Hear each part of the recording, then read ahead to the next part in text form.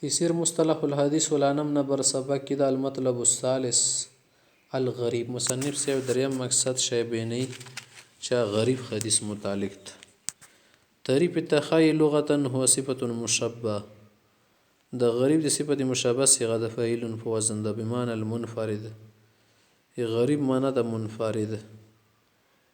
یعنی د بیله تر بیله او البعید نه قریب یا قریب سړی نه سړی لري وي کنه بعید شي خپل خلکو نه به د خلک غریب نه اجنبي نه پیژنګولې ډیر نه کیږي اصطلاحا هو ما ينفرد بروايته راو واحد چې و روي روایت کړي شرح التعریف اي هو الحديث الذي يستقل بروايته شخص واحد حدیث ته چې و سړی نقل کړي اما په کل طبقه من طبقات السند پاره طبقه کې او په بعضي طبقات السند ځنه طبقو کې ولو په طبقه واحده اگر چې وی کې ویل نه ولا تزر زیاده على واحد في باقي طبقات السند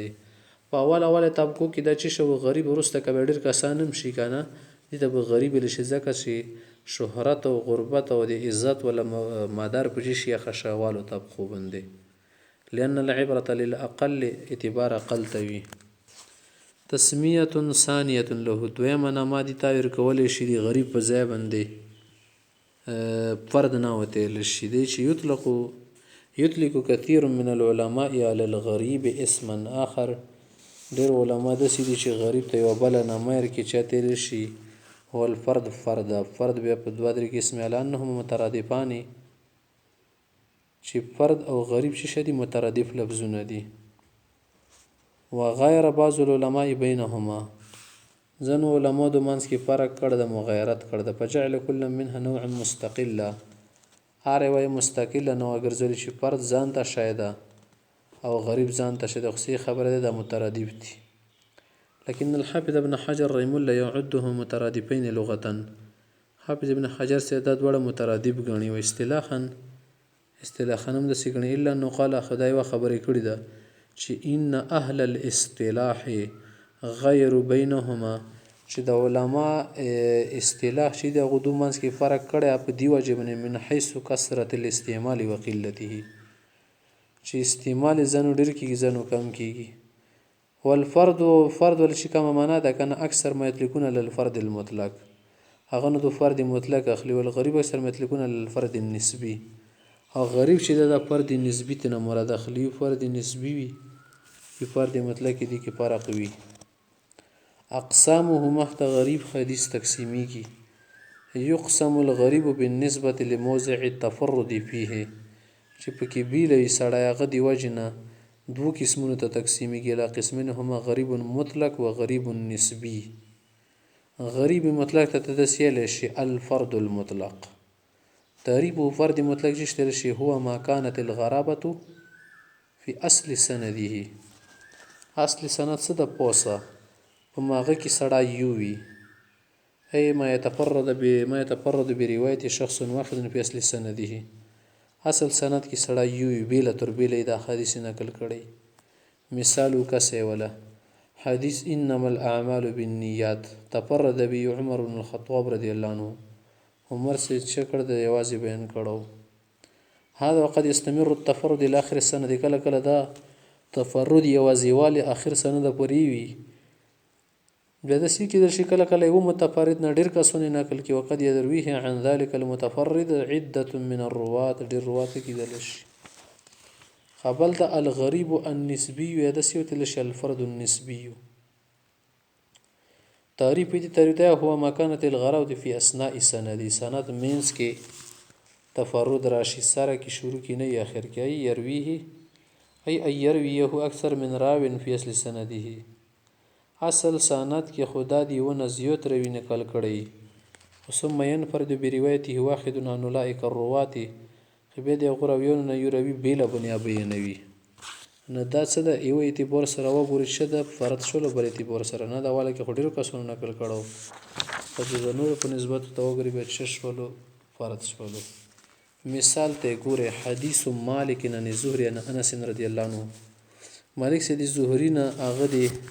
پیغمبر سن مخته نقل کړي کنه چې ان النبي صلی الله علیه وسلم دخل على مکه ولرسي المغفر کله پته مکه پر پیغمبر سم مکه ته سن واته په سر باندې خود ټپي خيوه نو اوس وګوره د داسې حدیث ته چې تفرد به مالک عن الزهري مالک سید زهري نه یوازې نقل کړه ده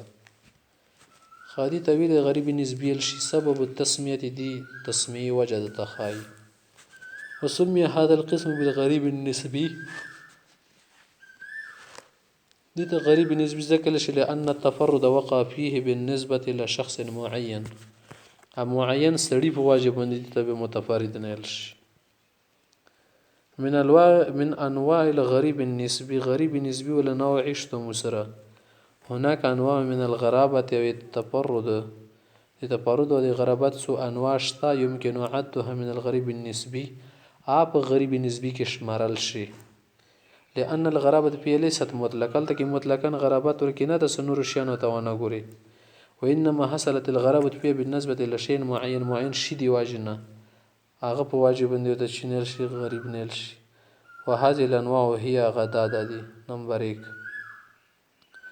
لکه ته وایي چې تفرد ثقة برواية الحديث یو ثقه روي وي خو بېله باندې روایت وکړي که قول لکه خالد لم يرويه ثقة الا فلان کی ثقه روي دا روایت کړه ده نمبر 2 تفرد راو معين عن راو معين یو معین روي دی معین روي نه روایت وکړي كقول الكتوي تفرد فلانا فلان فلانكي دي فلانكي نرخصته وإن كان مرويا من وجوه أخرى من غيره اگر شي نور سندونه پني ته بلې طریقې سره مروي وي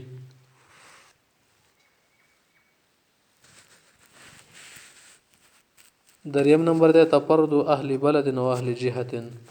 یوي علاقې ولا یوي ناحیه ولا د حدیث بس بینی خالد اندو سره بیان کړه ده قول لکه تو تفرد به اهل مکه دا صرف اهل مکه ولا بیان کړ دا اهل الشام یا شام یا نمبر 4 د څه کې تفرد اهل بلد او جهه عن اهل بلد او جهه اخرى بل بس هغه روخلی بس صرف ماغوی نقل کوي لکه تو قول تفرد به اهل البصره بصری ولا خلق د څه کړ دا اهل المدینه مدینه ولا نه او تفرد به اهل الشام ولا دا زون تخصص د روایت ماغو سره ډیر مشهور شان اهل الحجاز حجازيوننا مخته تقسيم آخر له دي بل تقسيم اشته د غیر قسم العلماء تقسيم کړه د غریب حدیث من حيث غرابت السند سند دی غرابت واجب نه علمات نه دی متن واجب نه اله نور دو قسمونه تا غایو د غریب متن و اسنادا سند او متن دوړي دی بور سره غریبي بل صرف سند په دی بور سره نمبر 1 سمتن او سند په اعتبار سره غریبي وهو الحديث الذي تا حدیث تفرد بروايه متنه راو واحد دغه په د متن نقل کول کې یو سړای وي نمبر 2 غریب اسنادن سند کې غریب ول علامت متن کې نه که حدیث روا متنه جماعت من الصحابه سمتن خي غوند صحابه او نقل کړي څوک اسونه خو ان پر د واحد بروایت ان صحابین اخر چې کله د یو صحابین نقل کول یو سړي نقل کړه بیا وفيه يقول الترمذي اندي په باره کې امام ترمذي سوي د سي غریب من هذا الوجه نور خود غریب نه ده خو دی واجنه غریب د سی و سړي به چې کړي صحابین را نقل کړه ده من مزوان الغریب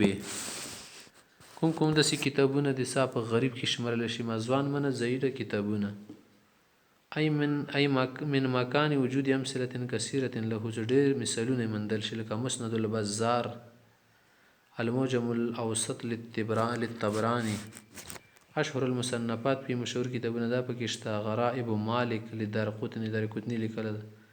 نمبر 2 الافراد ذلك لدارقطني